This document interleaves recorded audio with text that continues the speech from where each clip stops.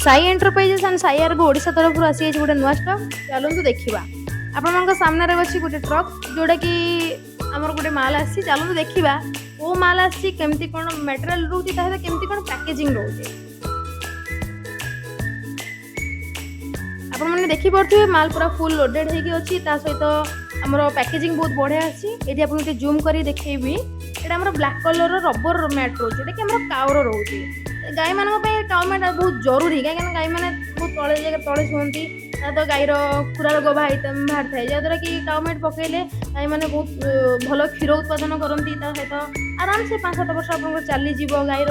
देशे कि गोड़े गोबर गोबर लगे ना यहाँ देखिपे आप सुप्रीम कंपानी अच्छी जो 8 फुट 5 फुट आमर रोचे आ गोटे कथा आप जानते गोटे चाषी